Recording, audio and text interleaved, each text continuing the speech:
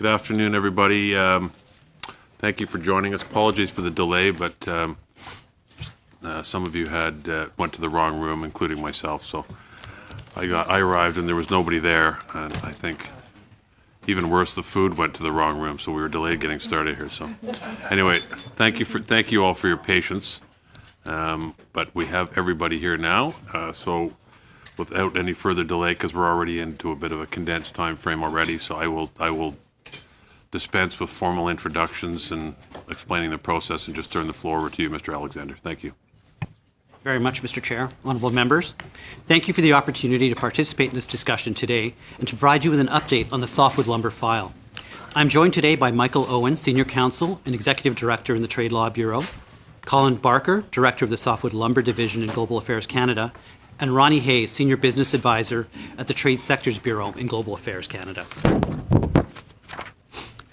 Canada's forest sector supports over 211,000 jobs in 300 communities across the country and contributed $25.8 billion to Canada's GDP in 2018. We are keenly aware that the forest sector has faced significant economic headwinds, and this has had serious impacts on the workers and communities that rely on it. The forest sector is currently facing challenging market conditions, including a reduction in the supply of harvestable timber, mostly in British Columbia, and increased competition in overseas markets. Another challenge is, of course, the duties that have been imposed by the United States on Canadian softwood lumber. Given Canada's geographic proximity and close commercial links with the United States, it is no surprise that the United States is our #1 export market for softwood lumber. Today, the U.S. market accounts for nearly 80% of Canada's softwood lumber exports. For many decades, the United States has relied on Canadian softwood lumber to fill the gap between its domestic production capacity and its demand for lumber. Despite this mutually beneficial relationship, the Canada-U.S. softwood lumber dispute has become one of the most enduring trade disputes between our two countries. Over the past few decades, the United States lumber industry has frequently petitioned the U.S. government to enact protectionist measures against Canadian softwood lumber imports, including through the application of import duties. The basis for much of the United States' action against Canadian softwood lumber lies in the differences between how forests in Canada and the United States are managed. The United States has consistently alleged that public management versus private ownership results in unfair subsidies to Canadian lumber manufacturers. Time and time again, these arguments have been found to be without basis. Canada brought challenges against previous duty determinations under NAFTA Chapter 19 and before the World Trade Organization dispute settlement system. The U.S. has repeatedly lost in those dispute settlement processes because Canada does not subsidize softwood lumber production. Most recently, following the expiry of the 2006 Softwood Lumber Agreement in 2015 and a subsequent one-year standstill period, the United States began a new investigation into Canadian softwood lumber practices at the request of the U.S. domestic lumber industry. In January 2018, following anti-dumping and countervailing duty investigations by the U.S. Department of Commerce, the United States once again began imposing duties on softwood lumber imports from Canada. These countervailing and anti-dumping duties are entirely unjustified. We firmly believe that these determinations are inconsistent with U.S. law and with the international trade obligations of the United States under the WTO. The Government of Canada is currently challenging the latest U.S. softwood lumber duties through 5 legal processes, 3 under NAFTA Chapter 19 and 2 before the WTO dispute settlement system. Under Chapter 19, Canada is challenging the U.S. Department of Commerce's final countervailing and anti-dumping duty determinations, as well as the U.S. International Trade Commission's decision on material injury to U.S. industry. Panels established under Chapter 19 review whether these determinations are consistent with U.S. law. Let me add here that the Canada-United States-Mexico Agreement, or the new NAFTA, preserves the binational panel dispute resolution process for trade remedies, which was in Chapter 19 of the original NAFTA. This process protects Canadian companies and workers from the unfair application of U.S. or Mexican anti-dumping and countervailing duties with a transparent and independent dispute settlement system. This will continue to ensure that these measures are applied in accordance with each party's domestic laws, and it is critically important for preserving market access outcomes and defending Canada's interests. Canada's success in maintaining the dispute settlement mechanism means that once the new NAFTA is in force, Canada's current NAFTA Chapter 19 challenges under U.S. law can continue in parallel with any new challenges under the new NAFTA's Chapter 10. to unwarranted or unfair duties imposed in U.S. annual administrative reviews. Amongst the NAFTA and the WTO cases, the most advanced is the injury challenge. On September 4, 2019, the NAFTA panel ruling on Canada's injury challenge issued its decision. It found that several key issues that are central to the U.S. International Trade Commission's determination of material injury were not based on substantial evidence and were therefore inconsistent with U.S. law. It remanded the determination back to the Commission. This decision, while it did not immediately put an end to the U.S. duties, was an important step in the right direction.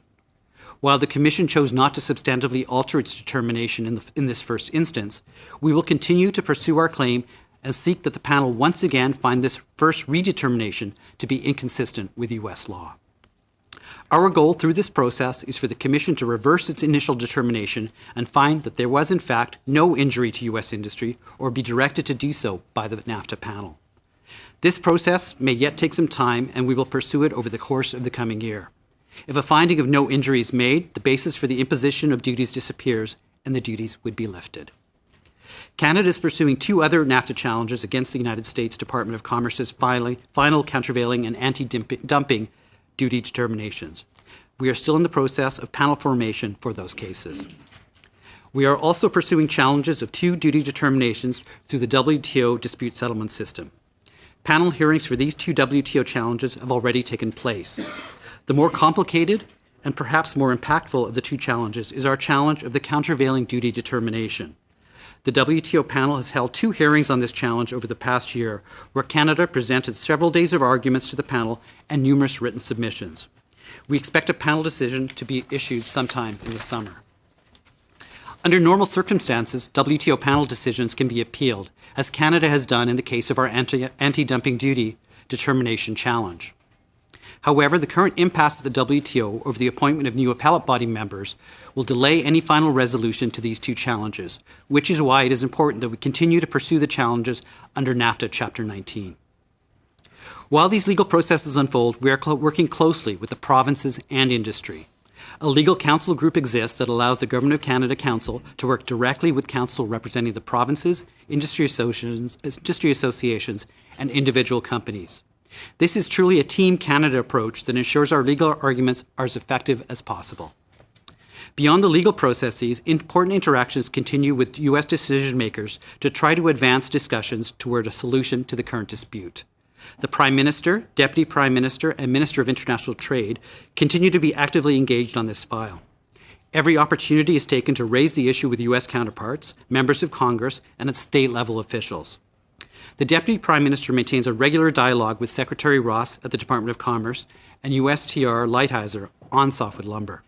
Most recently, she and several premiers met with USTR Lighthizer in Washington, at which discussion on the softwood lumber file took place. The Deputy Prime Minister also maintains a direct dialogue with Canadian industry stakeholders, union leaders, and premiers in order to understand the various perspectives of this dispute across the country. Provincial governments and stakeholders have generally expressed strong support for the continued pursuit of litigation under NAFTA and at the WTO, recognizing that future legal decisions will strengthen Canada's position in the negotiation of a new softwood lumber agreement. The Government of Canada therefore continues to pursue a vigorous set of legal challenges, while also continuously looking for opportunities to engage with the U.S. government in discussions towards a new softwood lumber agreement. Canada continues to believe that a negotiated agreement with the United States is in both countries' best interests.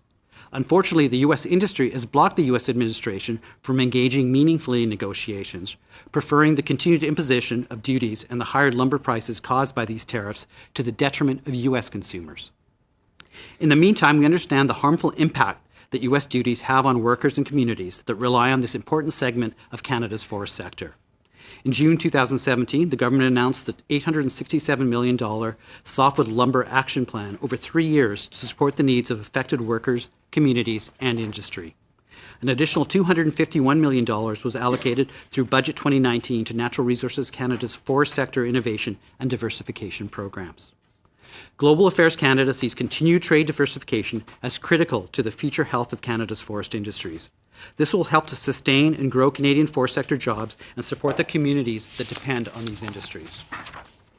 Global Affairs Canada supports forest product innovators in finding technology partners, foreign investors, and new market opportunities for their next-generation forest products, including bioproducts. Global Affairs Canada works closely with provinces and territories in promoting and advocating for Canada's environmental reputation in markets around the world.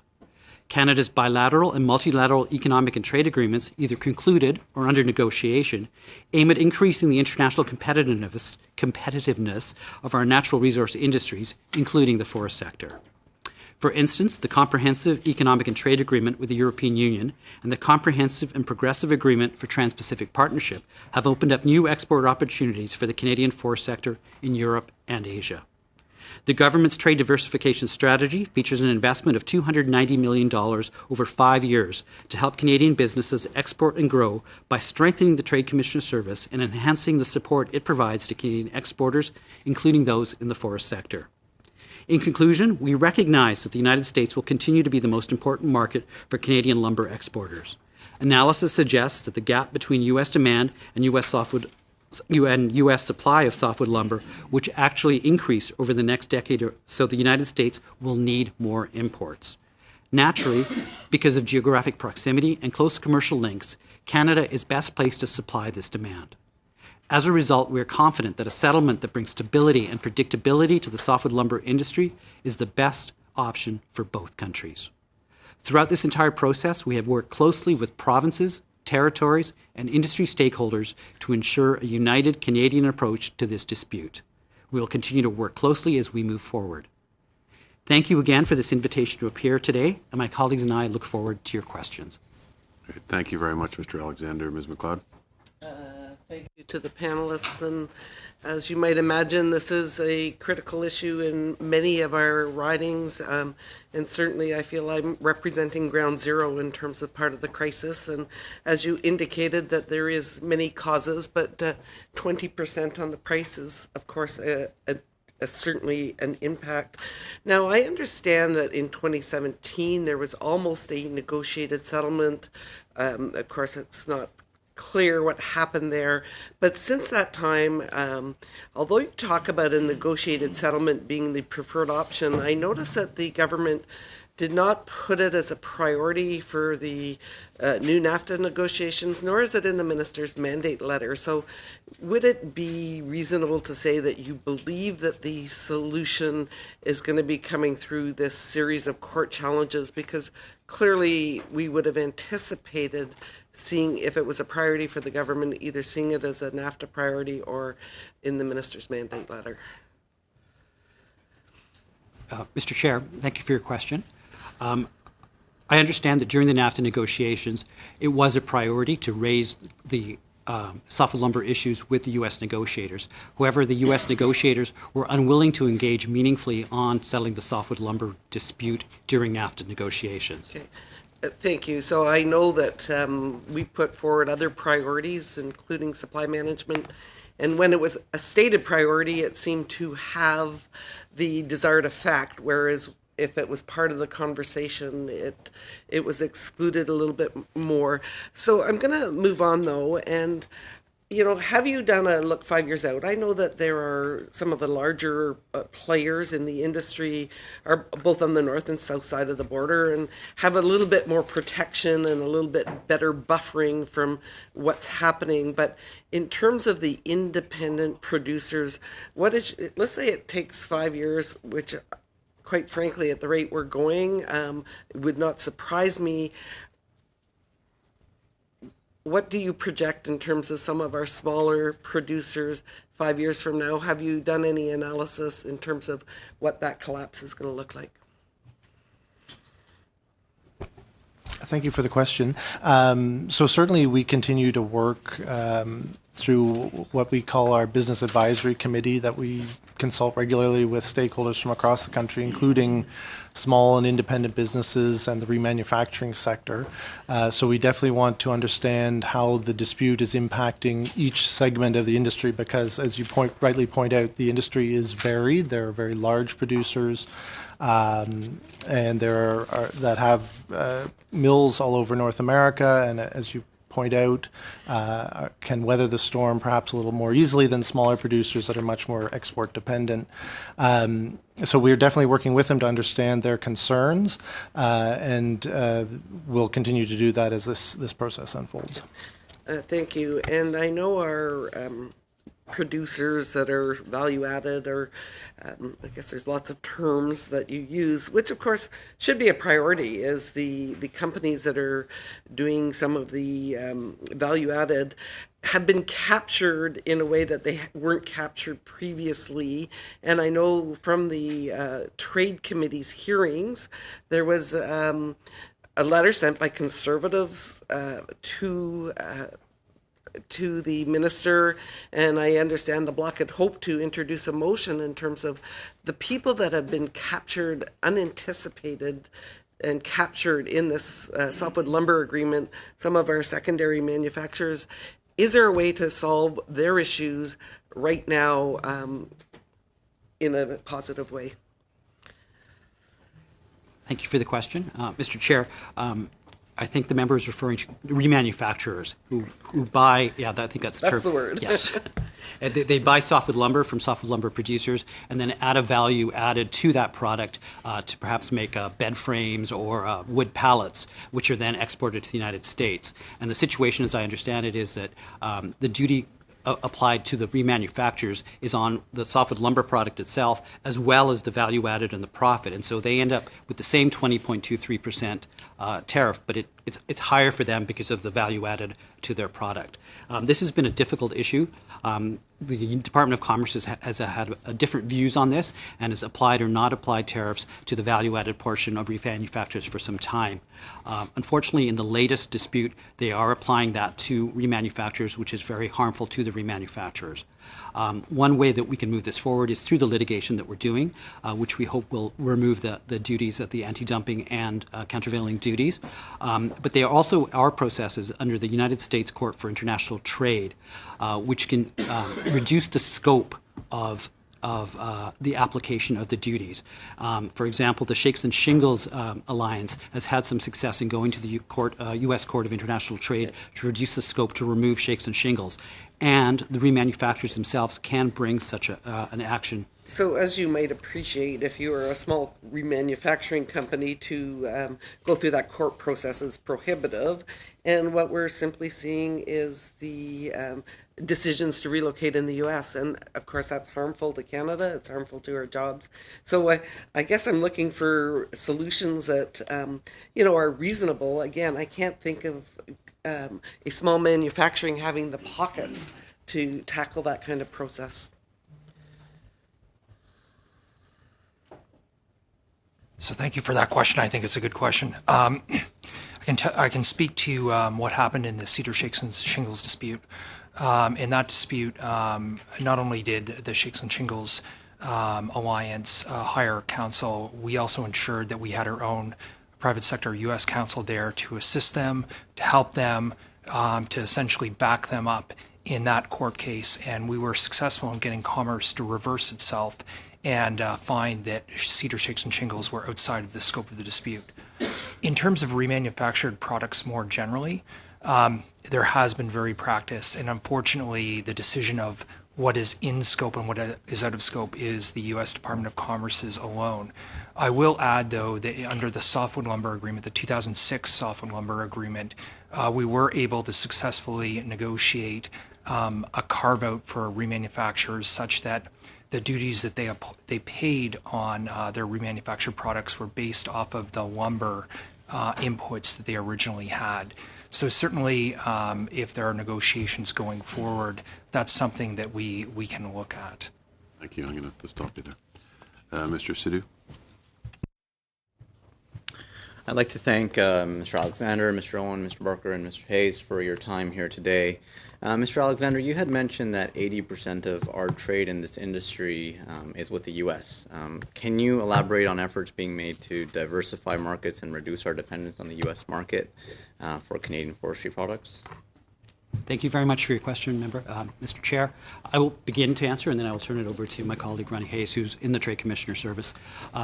diversification is very, very important to seek out new markets, and the government has been making concerted effort to find new markets, both with respect to finding new markets, but also developing new products that we can sell in these markets, new value-added products. I myself was posted to our embassy in Japan, and we focus very much on selling new value-added product in the Japanese market, especially with respect to high-rise buildings, which Canada has great expertise. And so the diversification of new markets and also diversification of the products that we produce are very, very important and a high priority for the government and the department. And with that, maybe I'll turn it over to Ronnie. Thank you for the question. In that regard, as Mr. Zander mentioned, there's tremendous effort being put through the Trade Commissioner Service in our embassies, consulates, and trade offices around the world, key export markets, be it in Asia, in Europe, in South America, to diversify our market base for traditional and innovative Canadian forest products. And I'm including the whole suite of novel biomaterials that have been developed as we're moving towards a low-carbon, bio-based economy. Efforts are devoted in the marketplace by the network of trade commissioners. As it stands right now, we have the equivalent of 20 full-time employees dedicated to the sector across a network of 45 embassies, consulates, and trade offices worldwide, working on the file, helping Canadian companies develop new markets, new distribution channels for traditional and innovative forest products. Also, the second component, which is a major one as we're moving towards more value-added wood-based products, is the identification of innovation partners to help adapt those novel products and bioproducts to commercial applications outside traditional distribution channels. We're talking about wood components being used in polymers, in biochemicals, in biomaterials for use in automotive industry, cosmetics, covering also wide range of applications in consumer products, painting coatings, and this is where we bring a really incremental contribution. And the third component is identifying and attracting foreign investors to partner with Canadian companies in developing new business entities and new revenue streams to help diversify our SMEs in Canada. Thank you for that.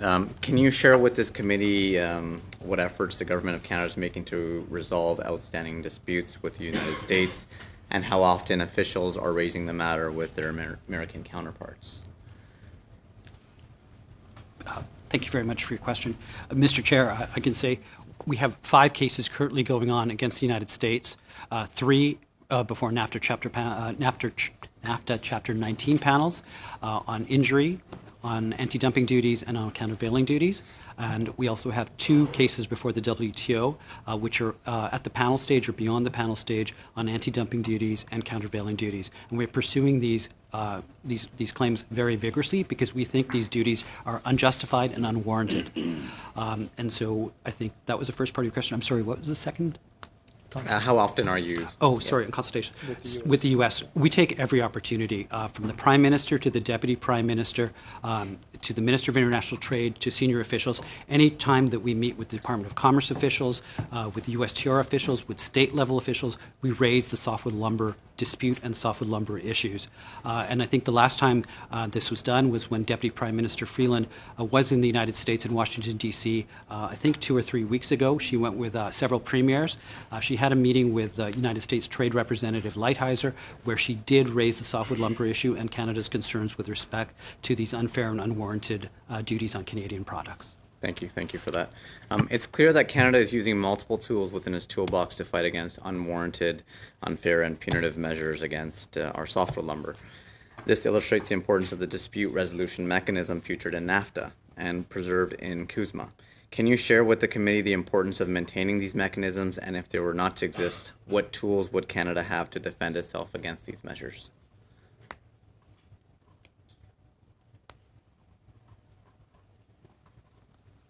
Thank you for that question. NAFTA Chapter 19 and now its successor in CUSMA Chapter 10 is fundamental to our ability to deal with punitive or unfair U.S. or Mexican trade remedies measures. Broadly speaking, what NAFTA Chapter 19 and CUSMA, its successor, does is it takes judicial review under U.S. law away from the U.S. Court of International Trade and puts it before a panel of 5 trade experts from both countries. And they are used to adjudicate the dispute on countervailing measures and anti-dumping measures. We've had a lot of success with that dispute settlement system, which actually originated as far back as the Canada-U.S. Free Trade Agreement. It helped lead to a successful conclusion of Lumber 3, and also a successful conclusion and outcome in Lumber 4. We're now on Lumber 5. It's a little bit like a bad movie. Anyways. Thank you. Mr. Simard.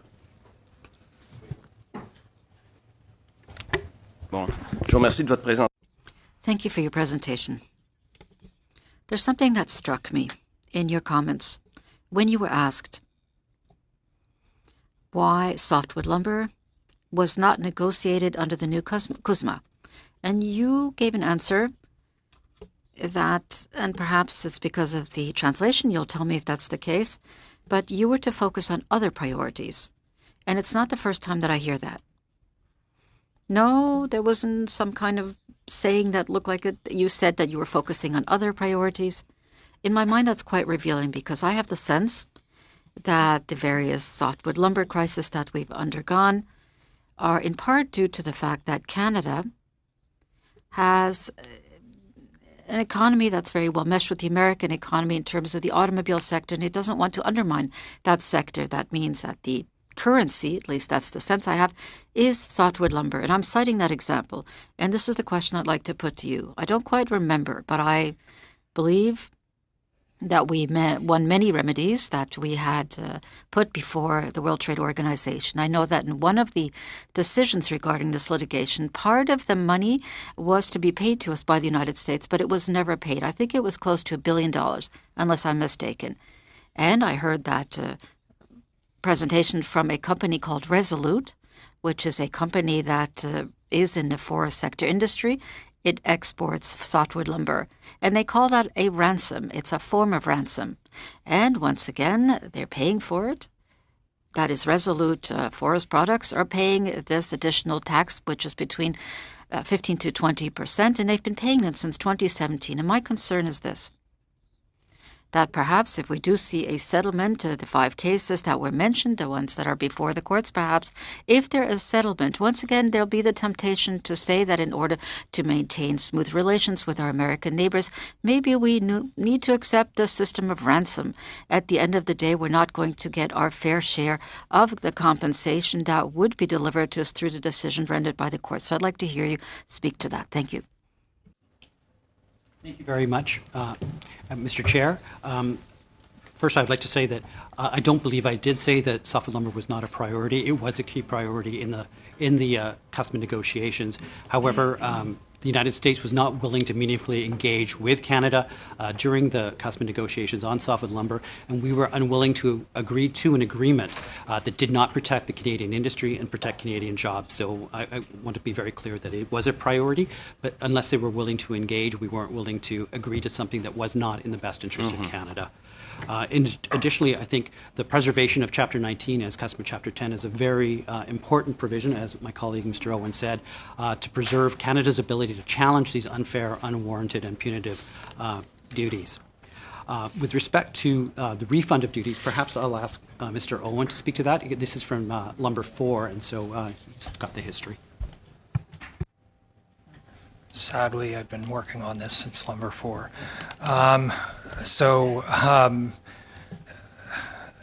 With respect to the duties, it's true that there are approximately, if memory serves, 5.2 billion of duties collected at the end of Lumber 4, and there was a negotiated settlement which resulted in the repayment of 4.2 billion US to the Canadian industry, and a return of 500 million went to the U.S. Lumber Coalition, and 500 million went to a meritorious initiatives committee that sort of did projects throughout North America. That settlement agreement was to bring to a close additional protracted litigation before the U.S. courts over the return of the duties, and was supported by, I think, over 95% of the industry at the time, including the predecessor of Resolute, Abitibi-Bowater. I know there were some companies that did object, but Abitibi was not one at the time. Maybe one thing just to add, and I'm not a U.S. lawyer, but I think it's important to understand from the perspective of settlement negotiations, you have to have the U.S. industry at the table. And that's because in previous negotiations, the U.S. industry has a legal right under U.S. law to essentially bring these trade remedies actions. So to settle them, one of the things that we've had to do is seek essentially what are called no injury letters from the U.S. industry. So they have almost a seat by virtue of the way U.S. law is set up at the table. So to a certain extent, if the U.S. industry isn't interested, then it's very difficult to get the U.S. government to move on this. So I hope that helps give some context. Donc, Yes, I understand your answer, but there is a very pernicious logic underlying this, is that the softwood lumber wars are such that many producers will run out of steam. They won't have solid enough finances to continue, so they're forced to accept agreements that may not be beneficial to them. At the very worst, you take what's less terrible. So there's that side to it. So in closing, I'd like to ask you this. No doubt you are aware of the fact that Quebec has amended its forest system in order to implement a new system, which brings in an auction component on public lands. It's essentially the same one that exists in many American states. So given that amendment, are you confident that there will be some positive decisions that will be coming forward from the various courts, including the WTO? oh, désolé. We can cut the question, maybe we can get a quick answer. Very quickly, yes. I think Quebec has an excellent system, and we've made that point repeatedly. We're hoping to have a public version of the WTO decision in the early fall. So just as a sort of initial marker. Great. Thank you. Ms. McPherson. Thank you, gentlemen, for your comments and for sharing this information with us. I just have a couple of questions that I'd ask for a little bit more clarity on. You spoke about the three challenges that we're going through NAFTA, the two that we're going through the WTO. Why are we proceeding with both NAFTA and WTO challenges? Could you talk about that a little bit? So that's an excellent question. Thank you for it. Essentially, we've got two systems of law in these two different fora. Under the WTO, the law is international treaty, the WTO agreements, and in particular, the Subsidies and Countervailing Measures Agreement and the WTO Anti-Dumping Agreements. There's treaty text interpreted under international law there. Under NAFTA Chapter 19 or CUSMA Chapter 10, what you're looking at is the application of U.S. law. Often, the two systems are very similar. For example, on the subsidy side, the main provision under the WTO is Article 14D of the SCM agreement. It's United States Code 1677 under U.S. law, and they're the same, almost word for word. But obviously, there's different case law that's come out of the two systems. Under U.S. law, there is, obviously jurisprudence that's developed by its court system, and the WTO has its own jurisprudence that's been developed. So in some cases, it may be better to go before the WTO on an issue. For example, on dumping, there's something called zeroing, which the WTO has found to be inconsistent, whereas the U.S. courts have traditionally found that it is consistent with U.S. law. And I guess then one thing moving forward, knowing that we do have these 5 challenges happening, what will happen once we have a new agreement in place that those that have been implemented or started under the old system and now will be what will that look like? I had a close colleague of mine who worked on that for the last agreement, and essentially all of this litigation had to be settled as part of the agreement. So it's essentially part of the last softwood lumber agreement is a gigantic annex with all of the cases that were settled as a result of the agreement. Okay, thank you. That's all for me. Okay. Okay, we're going to move into the 5-minute round. Mr. Malello, I believe you're going to. Thank you, Chair, and thank you all for being here today to take our questions on this important topic. I guess I'll pick up on something that was mentioned a few different times, and that's about the priorities of the government. And as I understand, going into the CUSMA negotiations, the government set out 5 priorities, and as I recall correctly, softwood lumber was not a priority within that. Also, after the last election at the beginning of this parliament, and again, if I recall correctly, I believe the mandate letters of the Deputy Prime Minister, of the Minister of Foreign Affairs, of the Minister of Natural Resources, and the Minister of International Trade, none of them actually mentioned softwood lumber in this dispute in that. And I put that out there because there was sort of an indication and a feeling in 2017 that we were getting close towards a deal. I suppose the crux of the question is to know what happened and if you feel there has been a shift in priorities for this government away from softwood lumber. Thank you for the question. It's a good question. Mr. Chair, I don't feel that there's been a shift from this government away from softwood lumber. It's been made very clear to me that softwood lumber is a very high priority for the government, that we should pursue these cases in both the WTO and before NAFTA panels vigorously to bring the United States back to the negotiating table. This was a strategy that's agreed to by provinces, territories, industry, and it's a strategy that worked during Lumber 4. It was after successive victories and remands under both the WTO and NAFTA panels that the United States agreed to the softwood lumber agreement in 2006. So it's an effective strategy. It's one that takes, unfortunately, some time, but I think it is the best path forward, and it is a very high priority for the government. Okay, and I suppose just to help the committee better understand and help all members here understand in terms of, obviously, it's good to know it is a priority, but in terms of the impact it has, do you have any information you can provide us in terms of employment, in terms of GDP, onto how this dispute has impacted the sector? Thank you for the question. So there have been, I believe on Monday when our colleagues from Natural Resources Canada were here, they outlined some of the impacts that they've been tracking very closely across the country. From what we're seeing, there's been no, it's very difficult to attribute any mill closures to this point directly to this dispute. I think what we're seeing out in British Columbia is obviously much more related to the fiber supply issues that are unfortunately that the industry is going through in British Columbia.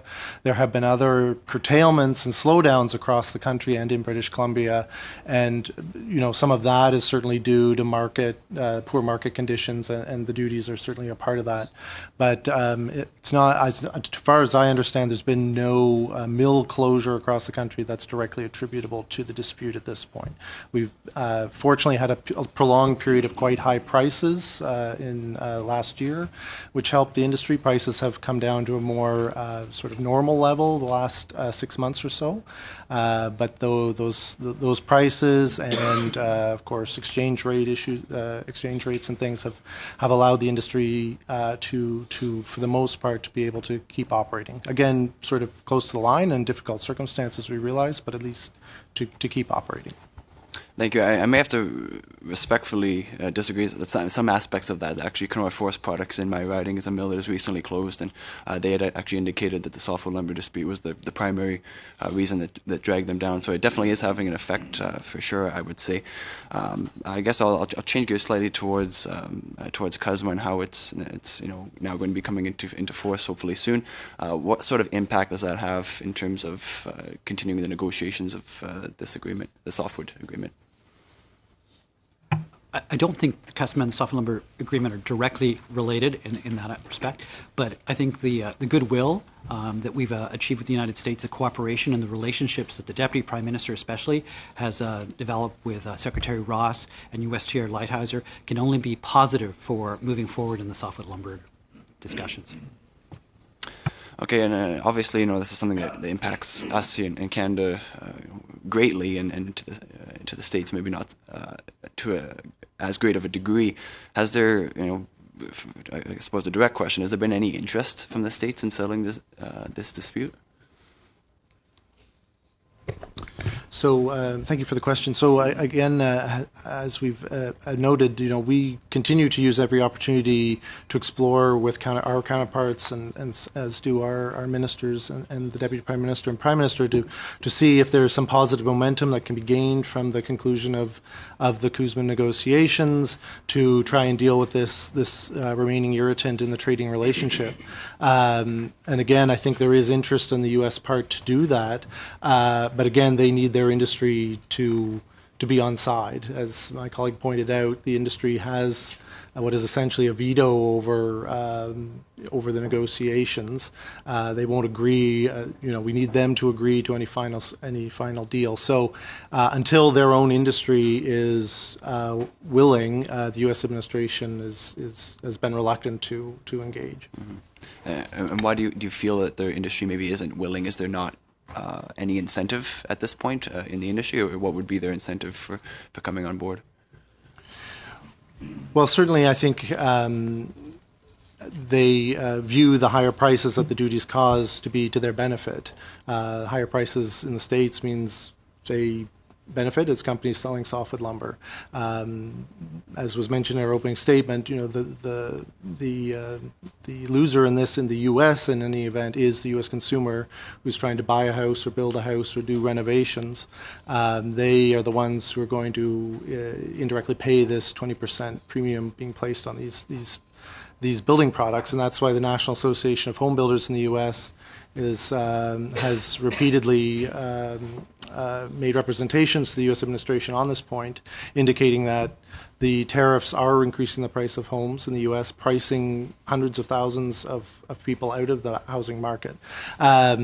So that's the unfortunate side effect of this, but of course the lumber industry there is interested in having those higher prices, having that disruption. It's only, again, through the success of litigation where through the litigation we are able to curtail the ability of commerce to impose those duties, that we eventually are able to convince the U.S. industry that it's in their interest to return to the table. Thank you. All right. Mr. May, I can give you about 2 minutes. Thank you, Mr. Chair. I'll be very brief. I do have a couple of questions, but just a point of clarification before I get into that, only because it was brought up by my colleague, Monsieur Simard, making a connection between auto and forestry, using words like ransom and currency. I would argue respectfully, sir, that the auto industry in Canada and the United States and the success we've seen there with regard to trade deals is directly tied to the fact that they're identical. Manufacturing, supply chain, even sales are identical. And I think we know around this table that it isn't identical in forestry. It's a vastly different system. Can you just confirm that plays a big factor in terms of some of these trade disputes? Maybe I'll start, and then Mike, you could answer. Thank you for the question. I think it's a very good question. And Mr. Chair, I think the fundamental difference is the way that we manage our forests. And I think that is the key. The United States uses a very private ownership system with an auction system, while Canada, much of the land is owned by the federal, provincial government, and we give licenses for timber. And so that is a fundamental difference in the way we manage our system, but that does not mean that we subsidize our softwood lumber industry. Exactly. And I thank you for that clarification. So, what measures then can Canada take to mitigate any of the future protectionism or on trade policy that may threaten that forest industry?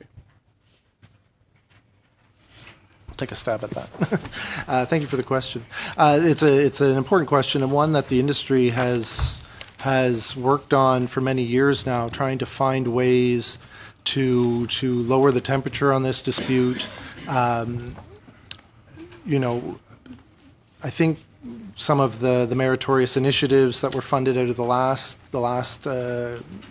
settlement were aimed at trying to find some of those areas where the industry across the continent could collaborate to build the softwood lumber sector, so to build demand domestically and internationally. The idea being that if they can build demand and create new products, there will be enough business for everyone, and we won't have to constantly have these fights between us. So I think that should be a goal going forward. So I don't know if I have any time left. I'm not even going to look at the chair because he's going to tell me I don't. But That's a good idea. That you don't.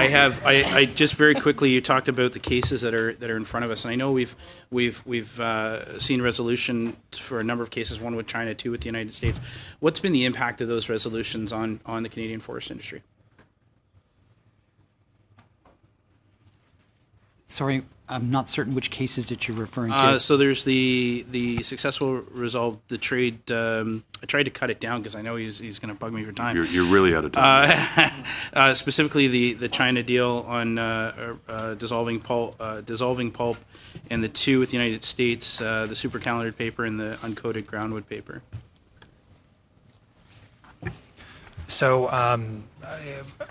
quickly then, uncoated groundwood paper, through the legal submissions that we made in conjunction with our provincial partners, we were able to get a no injury determination. That was not appealed by the U.S. industry, and as a result, there are no duties there. Super calendared paper, we had a successful outcome at both the WTO and the NAFTA. As a result of that, that provided impetus for the remaining U.S.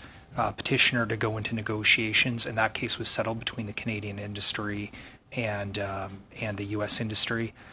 Dissolving pulp is not my file, and I'm going to.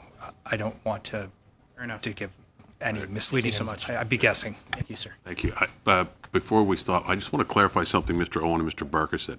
My interpretation of some things you said is that softwood lumber agreements are sort of unique in the trade world because the industry has effectively a veto power. Whereas if you're dealing other trade agreements, you're dealing government to government. But in this situation, if the Canadian government and the U.S. government agreed on a deal, the U.S. industry still has to say yes to it. And given that they're continuing to collect these tariffs during this period and not all of them come back, from a negotiating standpoint, I don't see why they would give it, and that's why we have to go through this legal process. Is that the gist of what you were telling us? Yes. I thought so. Okay. All right. Thank you. Gentlemen, thank you all very much. That was incredibly helpful. No, we're out of time. And we're going to have to suspend now. We're going to do some committee business for a few minutes and then start with the next panel. So we'll suspend for 30 seconds and go into committee business. Did you want to do committee business?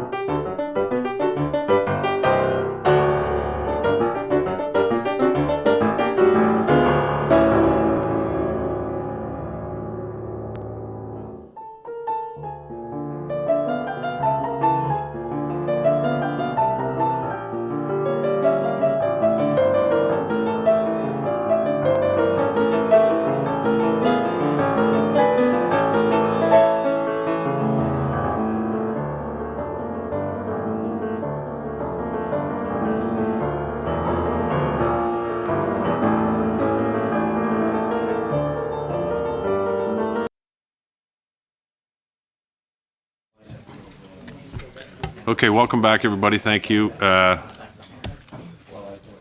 Welcome back, everybody. Thank you. All right. I noticed that. And now you're looking at me. Okay, so we have our next panel of witnesses, and joining us by video conference is Mr. Maylett, who's the Vice President, Nova Scotia from the Atlantic Canada Opportunities Agency. With us, we have Mr. Salembier and Mr. Mitchell from Department of Western Economic Diversification, and Ms. Broussard, who's the Deputy Minister and President from Economic Development Agency of Canada for the region of Quebec. I got all that right. I will ask you this. Have all of you appeared before committees before? So I don't need to explain the process. Okay, that's good. So we can jump right into the presentations. Each group will be given up to 10 minutes to deliver their remarks, following which there'll be questions from around the table. I'll ask for volunteers and who wants to go first. Ms. Broussard, okay. Thank you. Mike, merci. Thank you, Mr. Chair, and thank you, committee members. The forest sector is a key economic driver in Quebec's regions. In 2018, the forest sector generated $6.6 billion in output, accounting for 1.8% of Quebec's GDP, and it employed 58,000 workers. That's about 1.4% of all employment. That's more than 160 communities in Quebec that rely on this industry. The forest sector has been hit hard. Commercial softwood lumber disputes, the collapse of the American housing market, and the significant worldwide drop on demand in newsprint have had negative impacts. À chaque fois, développement a été.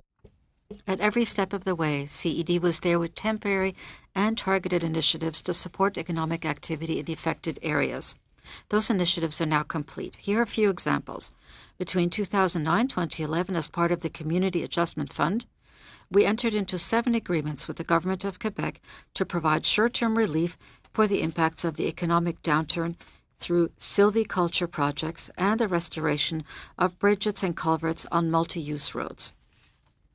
We invested $119 million in projects that help create and maintain 8,000 jobs, all the while responding to the transition and adjustment challenges faced by communities. Also, in 2010 to 2013, we saw the temporary initiative for the strengthening of Quebec's forest economies, that is TISQFE, which allowed us to support 210 diversification and growth projects with a total of $80.5 million in contributions. And between 2014 and 2018, I could mention the strategic initiative to combat the spruce budworm outbreak in Quebec. This made it possible for us to implement intervention measures to control the spread of this parasite, to ensure the sustainability of the industry and maintain forest jobs. The long-term economic development of businesses and regions. As such, the value-added role that we play with the forest industry is tied to support for secondary and tertiary wood processing projects. This is really at the heart of our interventions. Our strategy is based on the approach set by key industry players in the province. It is centered on leveraging innovation, modernization, and diversification for the long-term sector development. ADEC ont mis entre autres sur des projets. At CED, one of our focus areas is projects that promote innovation in green technologies, particularly those in the bioeconomy sector. We believe that this is a growth area with a biomass potential value, which is abundant in our forests, and makes it possible to develop and offer, once processed, a wider range of products that have a positive impact on climate change, among other things. This will have a significant economic potential on the global market. Here are a few examples. We've supported a College Center for Technology Transfer, CCTT, that process biomass for commercial purposes and which have been very successful with their projects. These are great success stories for us. For example, Agrinova is one of these CCTs in Emastouchouache in Lac-Saint-Jean that is working to revalorize forest residues through the production of biochar. We also supported Damabois, a company specializing in the manufacturing of handling pallets that needed to diversify its activities. Damabois now markets energy logs made from aspen bark, one of the byproducts that the company generates during its operations. Our contribution has helped the company to acquire the necessary technology to put the product into production. In closing, I'd say that bioproduct transportation projects such as those related to wood pellets are still relatively few.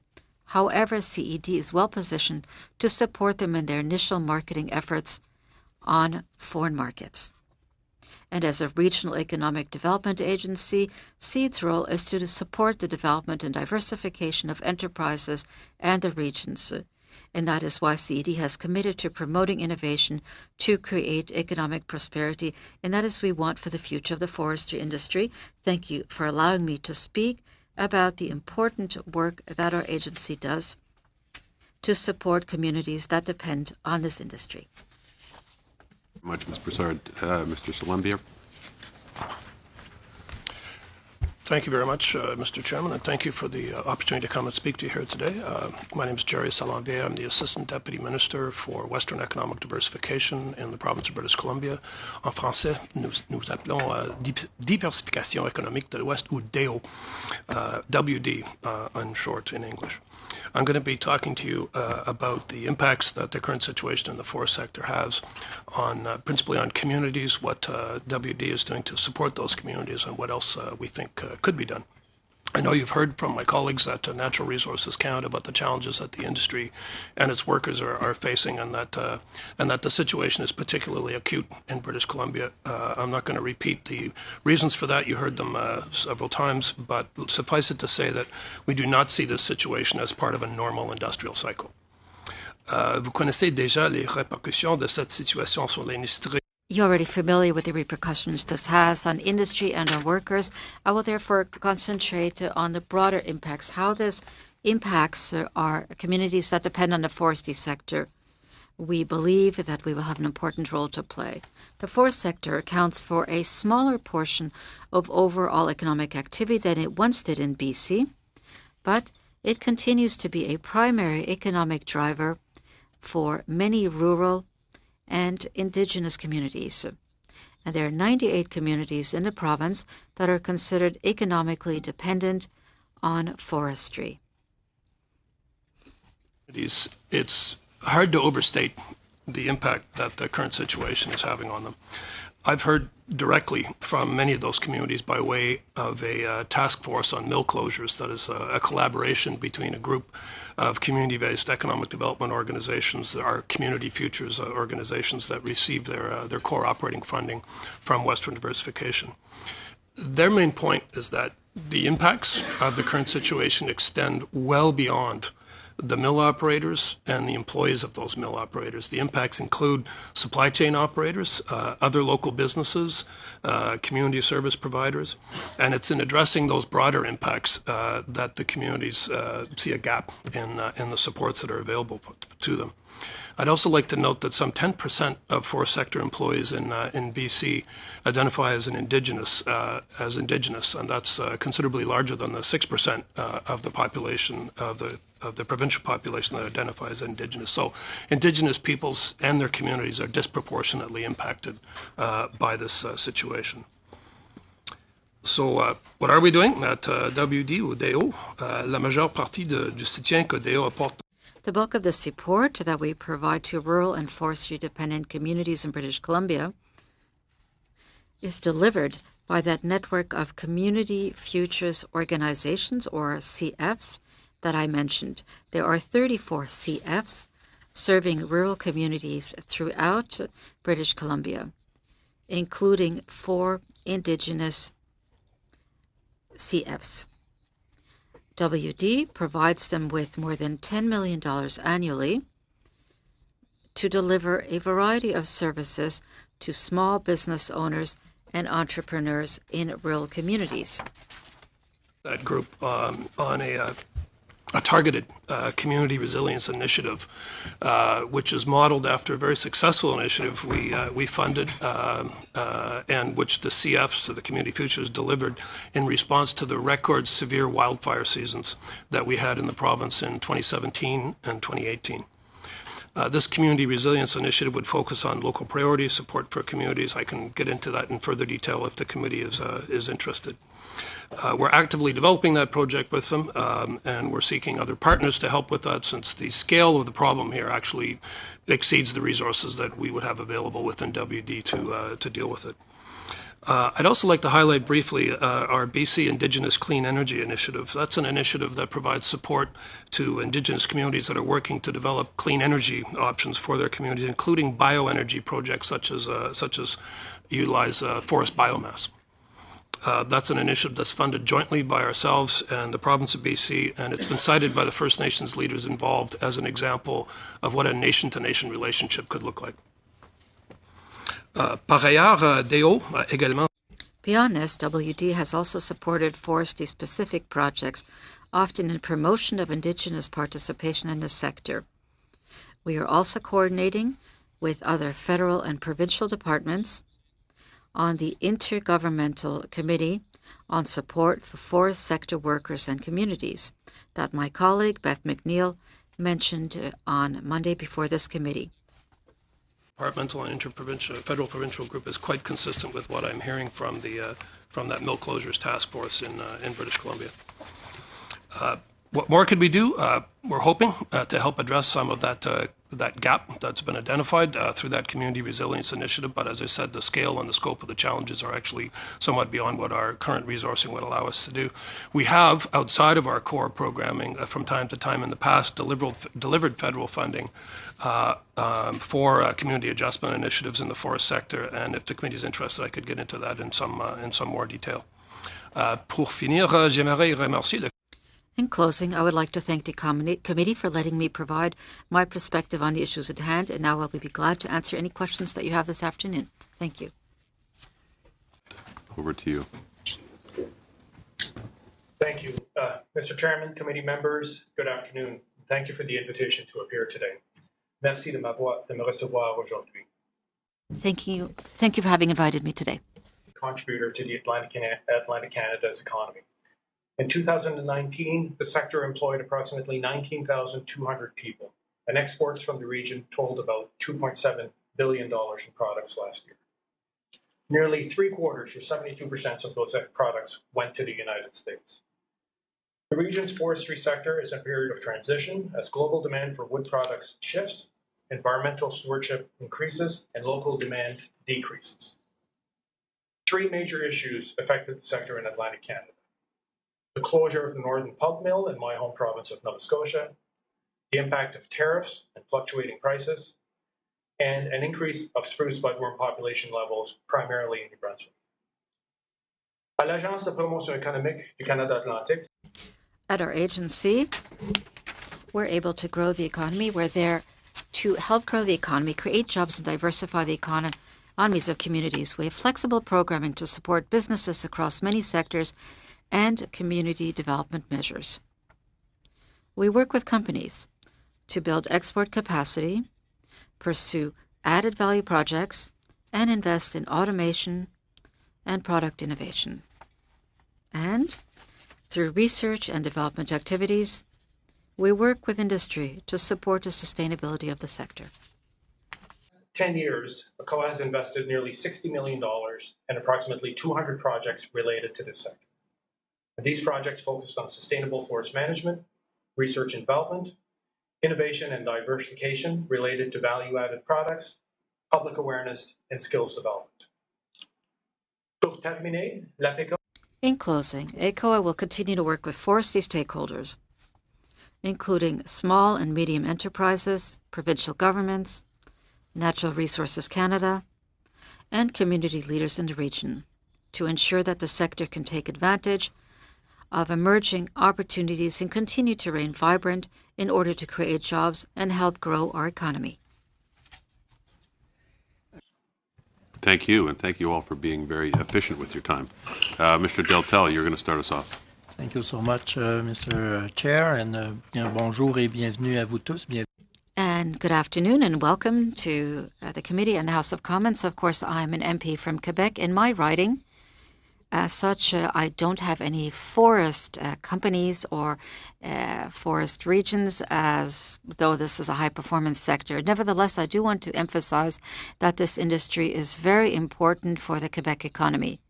And Mrs. Brassard earlier gave us a good sense of the facts, the fact that, yes, this industry is more than 2x4s, it's more than lumberjacks, as I'd say, it's also about high technology. 3 years ago, I remember that I visited the fjord region in the Chicoutimi Fjord region, that riding, and I discovered wood perfume, and I was very pleased to discover that. In fact, I love walking around and smelling that.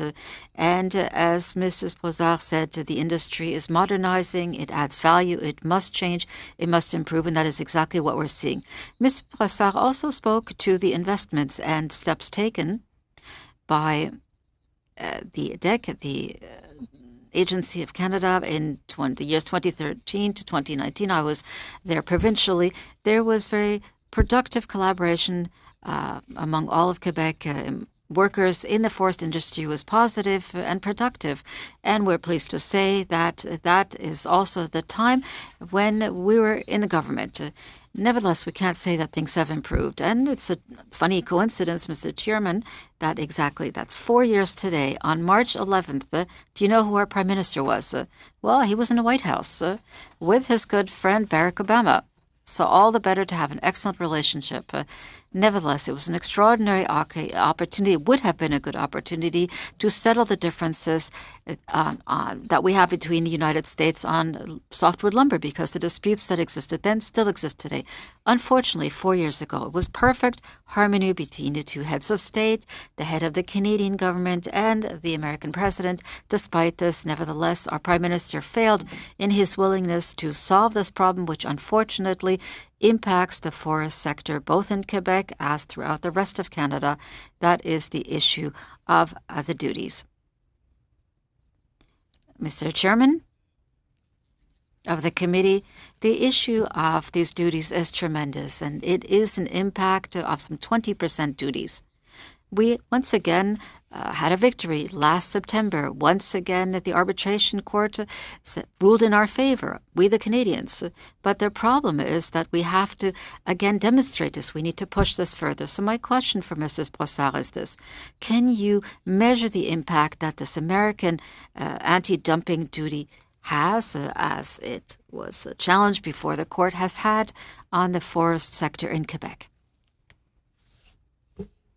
Unfortunately, I believe that my previous colleagues were in a better position to answer that question. We've really focused our efforts and our funds on helping all of the industry with the projects that were submitted to us in order to fight, or at least lessen, the impacts of the softwood lumber duties. But I'm not in a position to answer that question. So what happens when entrepreneurs knock on your doors and you say, we're the only bank that does investments with companies? What do you tell them? No, I think you're confusing us with another organization. Well, that is true. I'm getting mistaken in my acronyms. But when companies come and knock on your door, what is their main concern? What brings them to knock on your door? If it isn't because of the fact that they have to deal with the more than 20% American duties. Well, when they knock on our doors, it's often because they're seeking to diversify production, and they're looking towards other markets. And that's why I stress the projects or the examples that I cited where we want to assist this kind of organization like the CTD to help companies to speed up their research and development in other products and perhaps to go towards biofuel and biomass products like that as well. They are looking to develop a new product altogether. So we provide assistance to help them to develop new products and to market these products outside, to be less dependent on only softwood lumber production. Yes, but this production, when sold in the United States, of course, this is our main client. They're the closest, but at the same time, the client really holds us hostage when they impose such high duties. And is that what the entrepreneurs tell you when they knock on your door? Well, when they come to see us, the idea is that they have a project in mind and they want to know how to finance that project. It's less of a discussion as to the reasons why they're brought to come and see us. Usually they're focused on developing a project. They ask for assistance in that, and we make sure that we had the National Research Council around the table, or to make sure that we have stakeholders around the table so that we can focus on the project to enable them to develop that, and we want them to also have a positive impact on their communities. Now, could we talk about a meshing together of Canadian companies interprovincially? That is, Quebec companies certainly work amongst themselves, but could we imagine that there would be a closer meshing together between Canadian companies across the country from coast to coast? I don't quite see what would hinder that. We often work with small and medium-sized businesses. So often these already well-established companies in Quebec, and it's with those that we usually work. When we work with technology transfer centers from time to time, research doesn't really know limits, doesn't have borders. So if a specific know-how is developed, regardless of where they are, we want to ensure that everybody benefits from this, so we try to foster that kind of collaboration. Thank you very much. That's what we'd all like to see. Thank you very much. Mr. Weiler, over to you. Thank you, Mr. Chair, and thank you to all the witnesses that are here today and that are participating online as well. As a MP from British Columbia, I'm primarily interested in some of the work that's being done by Western Economic Diversification to support the forestry sector workers. And so you mentioned a few programs in your statement, but I was hoping you could speak a little bit more to the programs that are available through Western Economic Diversification, including the two that you indicated here, the Targeted Community Resilience Initiative and the Community Adjustment Initiatives. Thanks very much for the question. I should emphasize that the Community Resilience Initiative is one that we are working on. It would come, if it's successful, under our Community Economic Development stream. And it's something that we've been working hard on since, let's say, January. Typically, our project development process takes a number of months. We are in discussion with that mill closure task force, which was put together by the Community Futures organizations. And they're, as I said in my opening remark, modeling it pretty closely on this idea is modeled pretty closely on what we were able to do with the 2017 and 2018 wildfires. The essence of that is to put together teams of individuals that can go into communities that are affected by this downturn in the forest sector, or in the case of the wildfires, by the wildfires themselves, and help the members of the community, including small businesses, entrepreneurs in the forest sector and outside the forest sector, those indirectly affected and the induced and those affected by the induced effects of the slowdown, to access government services, including access to financing, including access to technical services, marketing services, business plan development, and even extending to mental health services when situations like this occur in communities. The impact is broad, and it includes a sort of a psychological dimension on the community as a whole. So it's about sending in sort of ambassadors into the community to help those affected access those services and to reformulate, in the case of a small business, to reformulate their business plans to adapt to the changed circumstances. So the changed circumstances in this case include, as previous witnesses have indicated to you, a dramatic reduction in fiber supply. There is also, of course, the market impact as a result of the tariffs from the United States. It's quite difficult to disentangle those impacts, but we're looking now in BC at up to 10,000 workers that are affected by the downturn in the industry, and those are workers in small communities where the options are often quite limited. So that's one that we're working hard on right now. Great. Well, and a lot of the different measures you mentioned involve multiple different agencies or multiple different sources of funding. So I was hoping you could just talk a little bit about the efforts that are being made to ensure there is effective collaboration between different development agencies, provincial governments, and just to ensure that the programs are complementary. Yeah. Thanks for the question. I mentioned that interdepartmental, intergovernmental committee that we are part of, as are the other regional development agencies. It's an exercise that's been sort of struck just recently in order to bring to bear the full resources of the federal government and coordinate those with the resources of the provincial government. So there's a number of provincial government departments that are part of that initiative as well, including the Ministry of Forests, Lands, Natural Resource Operations, and Rural Development, and the Ministry of Jobs, Economic Development, and Competitiveness. They have a presence on the ground that we can take advantage of. They are, of course, the principal administrators of the forest tenure system in British Columbia, so that the direct impacts are felt. They have information on those direct impacts that is quite important to us, and it's quite a good coordination exercise. So we're pretty confident that we're going to be able to identify what the gaps are in available supports and prioritize those gaps so that we're using whatever money we do have on the most important problems that communities are facing. And for the programs that we have, are you finding that both businesses and communities are aware of the different opportunities that are available, and what type of work is being done to communicate that? Yeah. Businesses are aware. We have a pretty active communications program in Western Diversification. There's a lot of our services, you can get a first cut at it by just going to our website and applying to our programming in that fashion. But it often takes more than that, particularly when you're dealing with really small enterprises and really small communities. Hence that approach that we took during the wildfires, and we're looking to take again here of sending people into communities, people that are known in the communities, and that's why these community futures organizations are so important.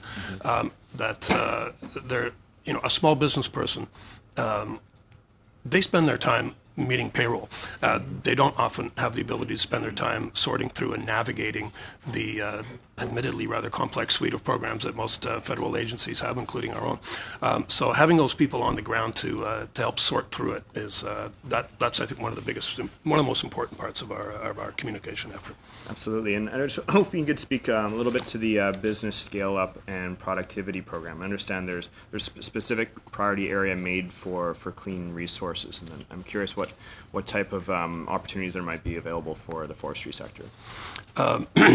That business scale up and productivity program is one that's there is an intake process, a call that's open now. So that is one where you can go on our website and access the information required in order to submit us an application. The program provides repayable contributions, as we say in government speak, which for anyone else is a loan.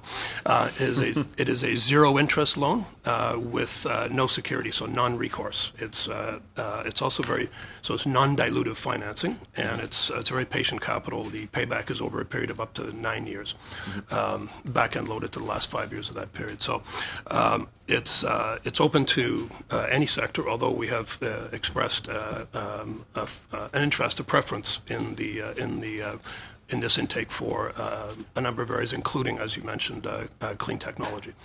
BC has quite a number of clean technology companies, ranging up to 300. Many of them, one of the principal ones is located right in your riding. We'll have to cut you off there. That's a high note for Mr. Weiler, so why don't we just stop there? Mr. Simard, over to you. Merci. Thank you. Good afternoon, Mrs. Brassard. I hope you're well. I'd like to address my question to you. And don't believe that I will be personally criticizing you. It's more about the actions taken by the government. When I reviewed your presentation, you spoke about the 2009-2011 Community Adaptation Program. Then you had another program for 2010-2013. But I have the sense that after that time, after 2013, not much was done for the forest sector. You mentioned a strategy aimed at fighting the forest pine beetle epidemic, but I didn't see any numbers. Do you know what these would be?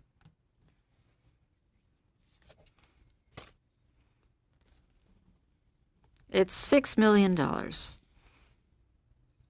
Working with Quebec. And if I were to tell you during that same time in British Columbia, they gave $200 million to fight the another pine beetle, and then 60 million elsewhere.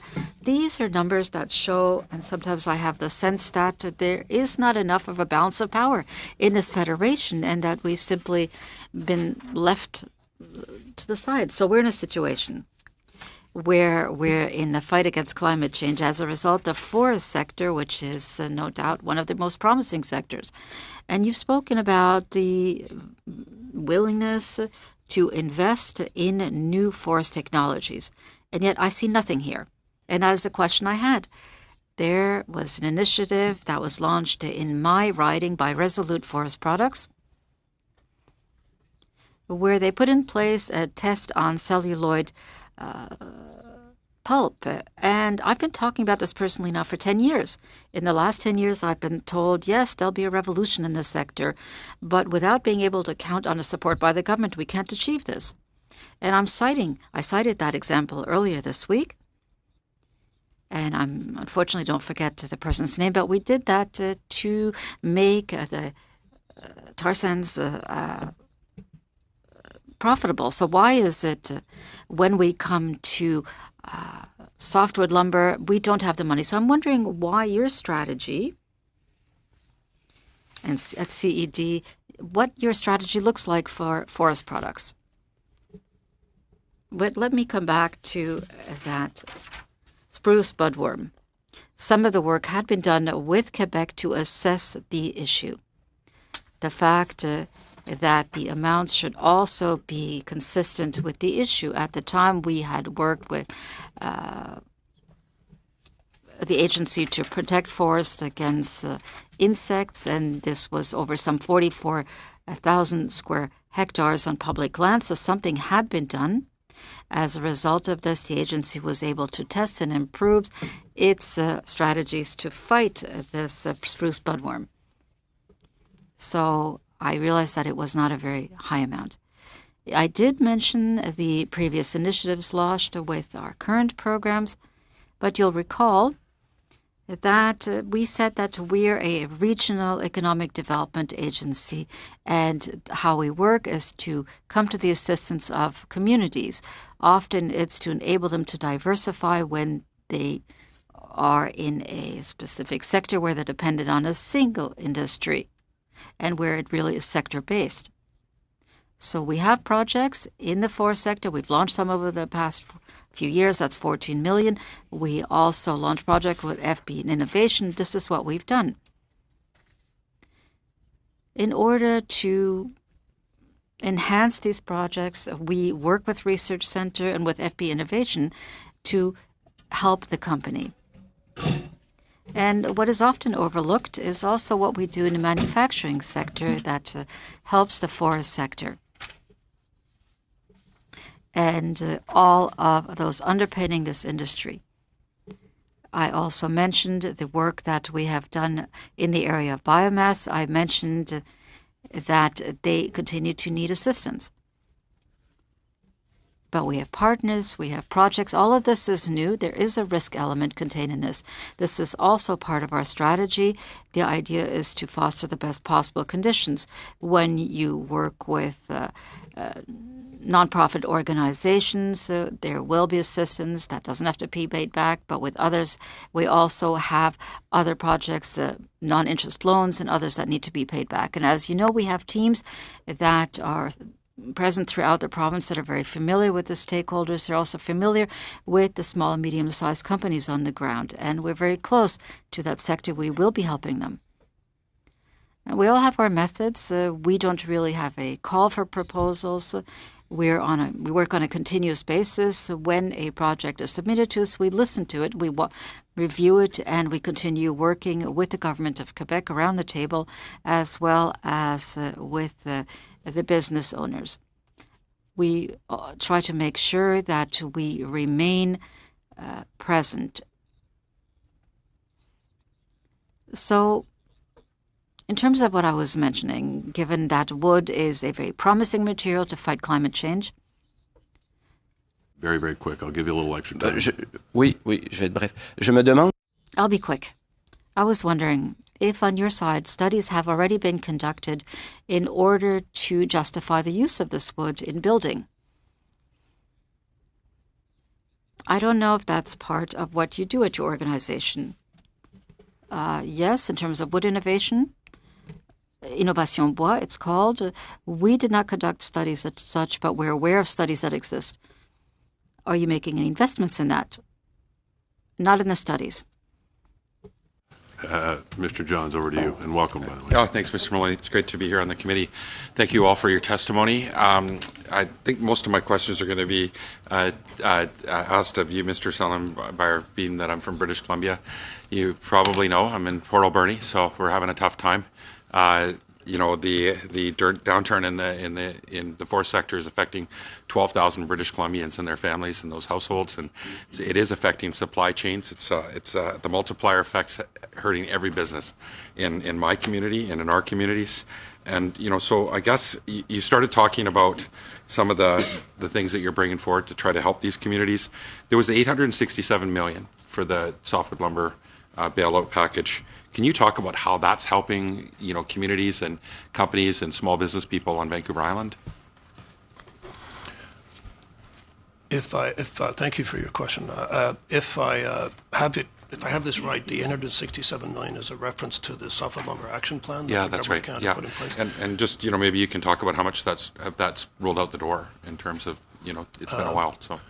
Unfortunately, I'm not in a great position to speak to that since our department is not actually involved in the delivery of that $867 million. So representatives from the Natural Resources Canada were here the other day, and Global Affairs Canada are more closely involved. So how much have they actioned to you?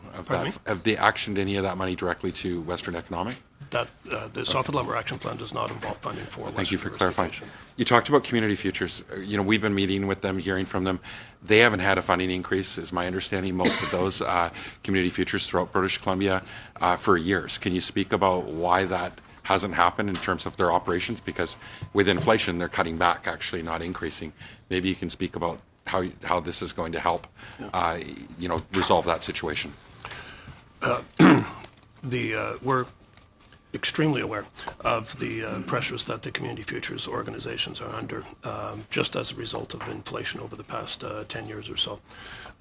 We've had, as Western Diversification, some ups and downs in our funding over that 10-year period as well. And we, for example, the staff of Western Diversification is about half the size that it was 10 years ago. What we didn't do when we had a downturn in our overall funding was affect the funding of the Community Futures organizations. That was held safe from those cuts. That doesn't help with the fact that they're facing inflation and have faced inflation over that time. And the demand's gone way up, clearly, with the situation. And the demand's gone way up in situations like this. So we have put in place some interesting programming that the Community Futures are actually delivering on our behalf. I mentioned the wildfires initiative in 2017, 2018, which is just finishing up now. There's other initiatives that we've made available to the CFs for them to administer, for them to make a call for proposals into us. So some $4 million have been devoted to that effort. That's across the West. So it's not direct funding for their operations, but getting extra money and extra responsibilities without getting funding to keep up with ongoing operations can be challenging to deliver. That's a problem. So I just want to cite that. You talked about firefighting. I know there's a need for fireproofing, for fire suppression, especially with what the trends we're seeing when it comes to climate change and a warming planet and the fires that we're seeing. Is there any action from WD? I mean, you've done some great work. Thank you for the important investments you made at Coulson in terms of air firefighting. I'd love to see the federal government take a greater role and responsibility of firefighting and an action plan on that. We're seeing what's happening in Australia. I know that provincial governments are doing it, but in terms of the fireproofing and fire suppression, is this something that you're looking at or working with Natural Resources Canada on? Thanks very much for that question. In fact, it is something that we are looking at. We are in discussions with both Natural Resources Canada and the provincial government about some initiatives for creating a centre for innovation in the fighting of wildfires. BC has a almost unique situation in the world to be a test bed for firefighting technologies and approaches. The three things that go into a wildfire risk prediction are weather, terrain, and fuel types or species types. And in the 200 miles or so from Port Alberni to Kamloops, let's say, you have a greater variety of weather conditions, terrain conditions, and species mixes of just about anywhere on Earth. So BC represents a golden opportunity to act as a test bed for fire suppression, for techniques and for predictive modeling of firefighting, of forest fires. How much time? 1 minute? Okay. There's a few things I mean, there's lots I could say. I mean, certainly we'll want to know more about programs that are oversubscribed right now, given the crisis that we're under in British Columbia, and hoping that the federal government will beef up those programs and that you're identifying that to Ottawa, especially with the budget. And, now we've got obviously the coronavirus hitting us and the impact that's having. We had a bill from my colleague around dimensional lumber and the focus on that. We have proposals like a floating dry dock in Port Alberni that we'd like to see built, to help diversify our economy, build more resiliency. Is it something like these kinds of opportunities? Are these the things you'd like this committee and MPs to be bringing to your attention? And maybe you can speak about how this committee can help best. Thanks for your question again. Absolutely, those are the kinds of projects that we'd like to hear about. We are oversubscribed. WD is traditionally 8 to 10 times oversubscribed. 8 to 10 times. About 8 or 9 of every 10 people that come to our door, we end up. So this would be a time to have 10 times more funding, it sounds like. The other thing, just before we go, I hope that you're working with the Minister of Employment to get some extended EI to these workers and their families. This is the time that we need their help. Thank you. We're going to have to stop. Thank you. I'm getting dirty looks from other members of the committee when I give extra time, so being generous doesn't always pay off. Ms. McLeod, over to you. Thank you. I want to pick up on something Madame Broussard said, where, part of your role is to help communities and help them diversify. So it's not just about sort of businesses and where they go next. And eventually I'm going to have a question for Mr. Maliat, but I do want to sort of note, within Western Economic Diversification, we sort of did an analysis of where the money went over the last 4 years, and almost all of it went, out of 400 million, 350, I think, went to Vancouver and Victoria, and I would suggest that Vancouver and Victoria are quite well poised. They're very diversified, and they do very well, whereas, we have communities that Mr. John talked about, and in the interior, where I think we could do with a lot more support. But I do want to, in Nova Scotia, there was the closure there, very, very difficult. Do you see your role as being, having someone on the ground to sort of say, how can we help and where might we look towards supporting you as a community in terms of your next steps? Because I'm sure the community is just reeling there and they're trying to figure out a future. So I'd like to hear about your process, and is it within your mandate? And then hopefully Mr. Jerry Salambier can talk after. Thank you for the question. Yes, we do see that as part of our role and part of our mandate, with the closure of Northern Pulp having a significant impact both on the province of Nova Scotia and other parts of Atlantic Canada. So we are fully engaged with our key partners at the province of Nova Scotia, with members of the industry, looking at primarily at the supply chain companies, but also at broader community impacts, and working to explore how we can mitigate the impacts and derive more value from the fiber. But that involves kind of, it doesn't always involve us funding projects. Sometimes it's convening, it's working with our key partners and coming to solutions to address the specific challenges faced by that closure of that mill. So you don't do that through a community futures system, you do it through a COA, then your staff with the COA? Yeah, we do it a little bit of both. So the Community Futures Network, they do support forestry companies as well. But we have, from a COA's point of view, we'll look at supply chain opportunities, supply chain companies. So we will use our tools as well if it fits within the program parameters, in addition to working with the CF network. Thank you, because I'm sure it is a very tough time in your province right now. So can you speak to the whole role in communities? Because certainly, from my perspective, as we looked at, the significant dollars that went into big cities where they were doing quite well, and didn't feel the support that I perhaps hoped to feel with the significant closures in the interior British Columbia. Thanks for your question.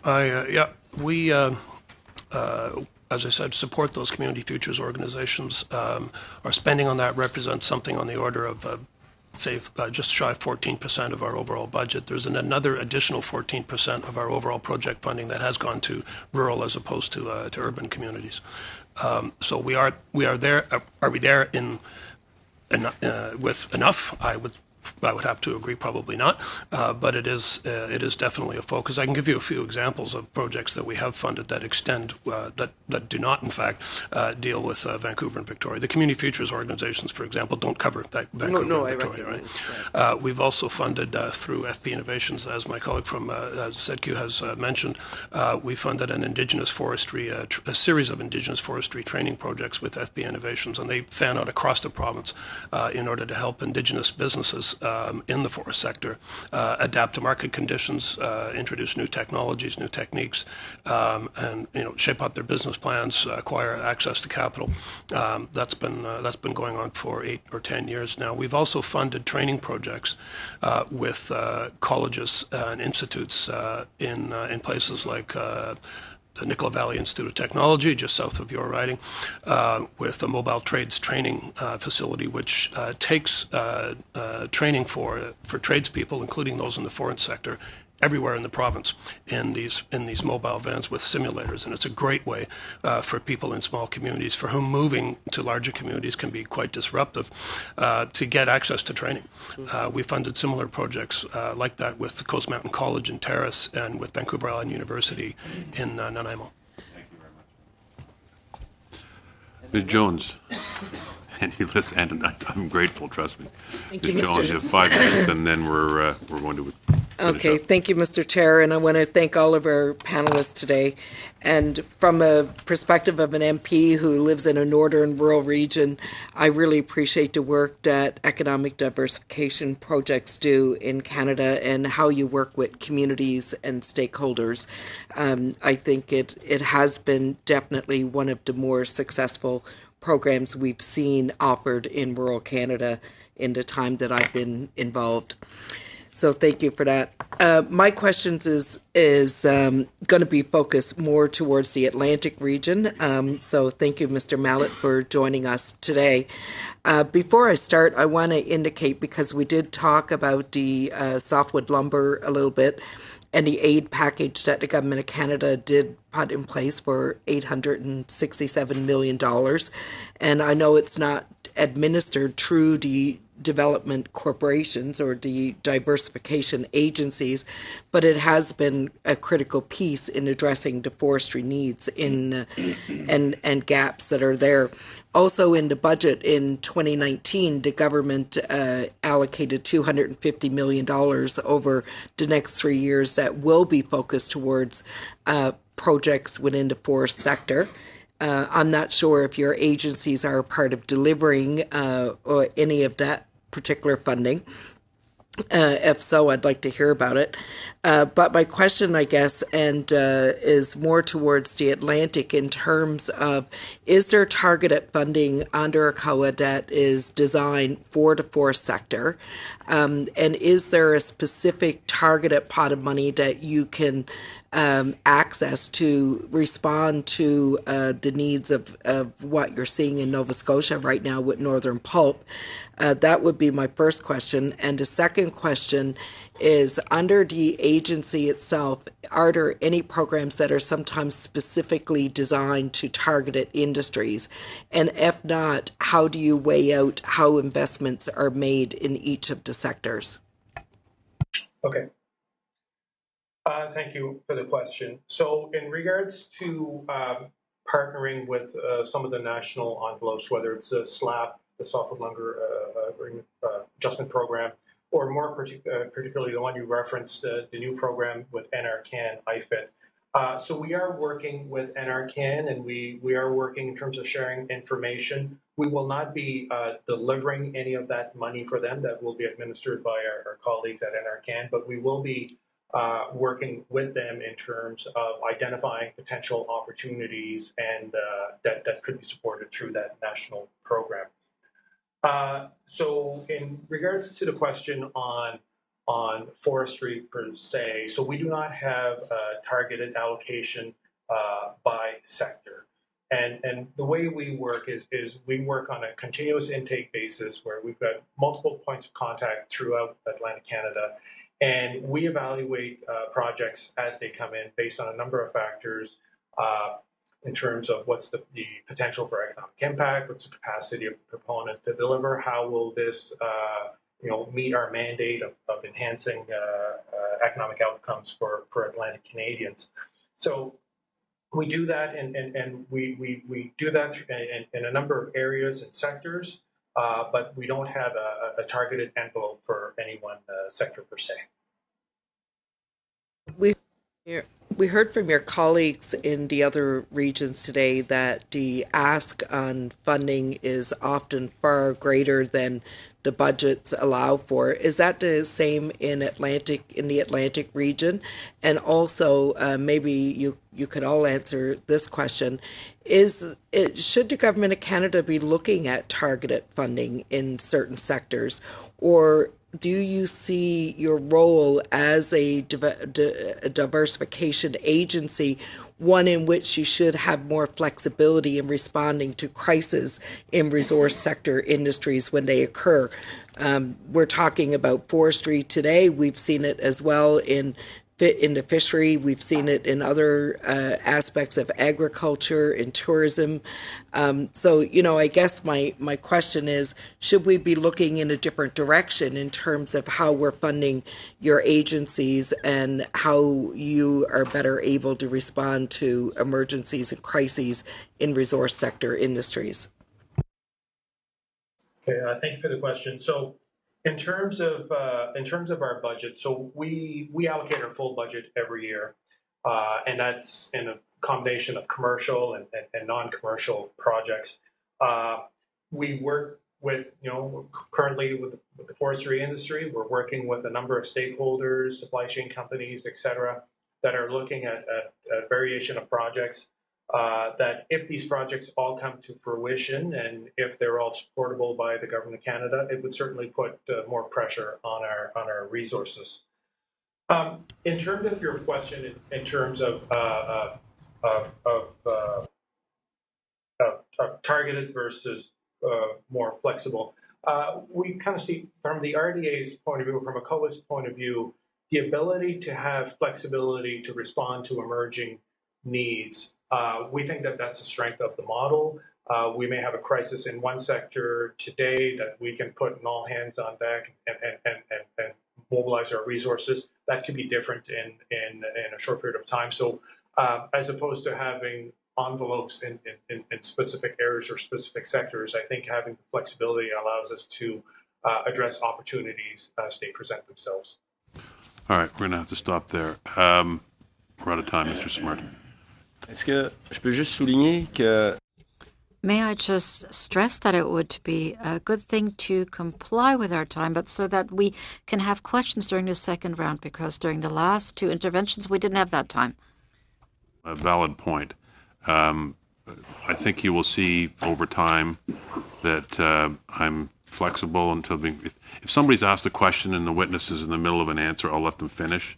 Where I will stop you is if you're trying to ask a new question with 5 seconds left in your time.